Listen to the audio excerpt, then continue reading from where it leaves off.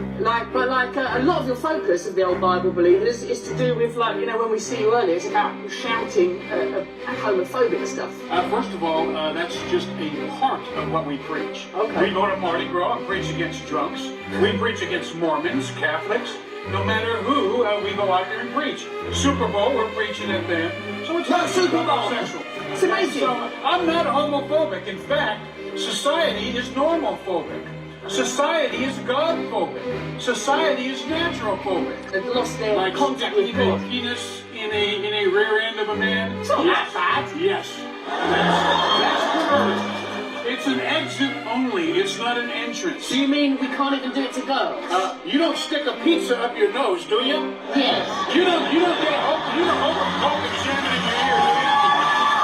But what about for me though, Ruben? The main thing, Jesus, whenever I've read his stuff, he seems mostly that he's been, oh look, just be nice to everyone and be tolerant and be loving. There's not a bit of the Bible where he goes, I'll chop your hand off. He's like gentle. Why would they crucify somebody if all he was loving? Because he was a challenge to the hegemony of a politicised corporate commercial culture. Because he was anti. Now, Ruben, let's try and understand what it is. What is the Bible believers? I know it suggests people that believe the Bible, but it's tell us more. 2 words. All we have to do is add those 2 words. Bible, believers.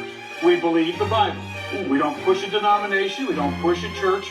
We simply believe the Bible. All of the Bible, New Testament, Old Testament, the whole Bible. Obviously, the New Testament fulfills the Old Testament. So Right. you need both. You need both testaments. I'm up for everybody.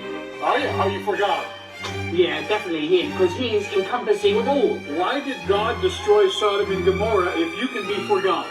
I reckon, and let's not assume that the Bible is literal, but I reckon Sodom and Gomorrah were destroyed because of the decadence of the people, because they become. What about this bit? For this one is New Testament. If your right eye causes you to stumble, gouge it out and throw it away, says Matthew. One of my favourite bloody Gospels as well. But what are we going to do about that one? That's too hard. If you can't control your roving eye, Jesus said to pluck it off. If you can't control your hand and you constantly masturbate, Jesus said, chop it off. Oh, he would never have done that. Not Jesus. In other words, when you stand before God, you can't say, God, you gave me the hand. God, you gave me the eye. He's going to say, chop it off. Now look at it. Yeah. A Christian man who tried to burn a Quran, but he, by honest mistake, accidentally burned a Bible. Where is he on the graph of fate?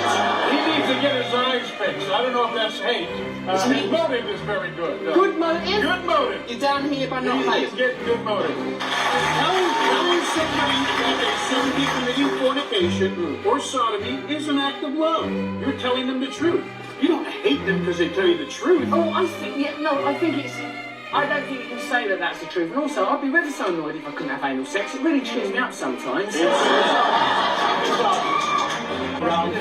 Obama was sworn into office, did he put his hand on the Quran? I don't know. No, he put his hand on the Bible. Oh, Jefferson's Bible. The same Bible that says sodomy is illegal in God's kingdom. That's the Bible. But it's so much fun. That's it. Sin is always fun. And then you die and meet God. Then everything that I say is reality. Listen, what about these other things that are in the Bible, though? What are you going to do about Leviticus 19:19? Don't let cattle graze with other kinds of cattle. That's going to be a pain, isn't it? That's a Levitical law. I think your issue is with the Jew. So you need to bring that up to the Jew. Since I'm a Christian, I believe in the New Testament. What about a man who says he believes in Jesus' teachings, but personally can't forgive anyone who doesn't conform to his worldview? He hates God. That's you a little bit. No! You think I hate people?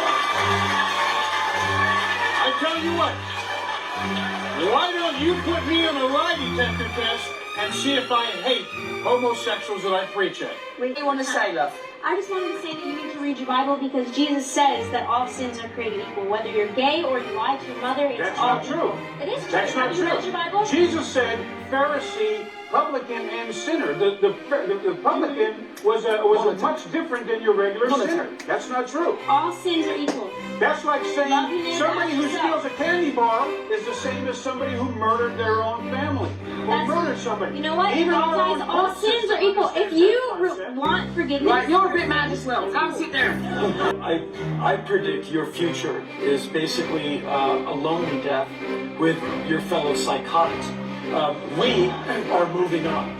That is a nice summary from the Your future is burning in hellfire. It might not be. Go ahead and do that. Let's do You've got a lie this. detector If test. I do hate them and it's detected, I will put up $10,000 to your charity. Ooh. If I put a lie detector test and fly it, you put up $10,000 to a charity that I like. Is it going to be me Talk to is cheap. Talk is cheap. What? You think I Ruben. really hate these people? And also, you're called Reuben Israel. That's the most Jewish name I've ever heard. Okay, this is a good one, I think. This is for the graph of hate. A soldier who joined the US Army protecting America, good, but not because he believes in freedom or anything, just because he likes killing people. Where is he on the graph of hate? I would say his motive is good. He's a good patriot. But if he hates and he wants to kill people, he's right up there. You're right up there, mate. Now, what about this? A man who prays every day, but to a poster of Justin Bieber. That's almost as bad as Paint to Madonna. It goes right in the A. Absolutely. If I take the lie detector test, that's not a gamble. Because I know I'm going to win. It's a gamble on your end, not my end. Because I know my motive. Even though I preach against homosexuals, I don't hate them. Do you realize I started preaching at homosexual parades since 1980? And you know how many of those boys are dead of HIV and AIDS now today? Look, I don't hate them. I'm telling them the truth, and it has nothing to do with hate. I would like to address some of you upcoming street preachers. You have to understand, you're not going to be a pulpit preacher. You're not going to preach in very nice places. As a matter of fact, where God will send you, it's going to be a little bit dirty.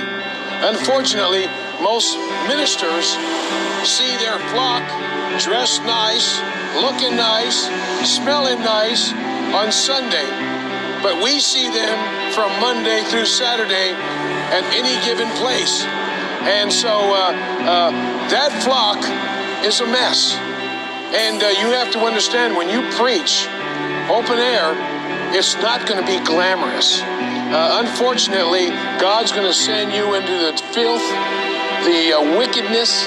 You're going to understand why, even at one point, God resented even making mankind. And so you need to count the cost. There's nothing glamorous. There's nothing wonderful and beautiful. It's not, you can forget about being a missionary to Hawaii. If you're going to be an open-air preacher, your hands are going to get dirty because the field that you're going to plow is filthy. You're going to look at sin in a whole different way. As a matter of fact, if you're a good street preacher, you're going to hate sin. You're going to despise sin. You're not just going to dislike it. You're going to understand why God destroyed Sodom and Gomorrah and why God destroyed the world with water and flood.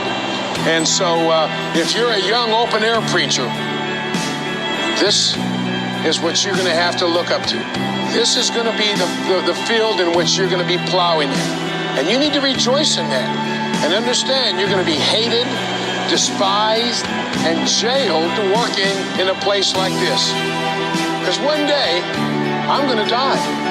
And I'm going to be with the Lord. And all this will be yours.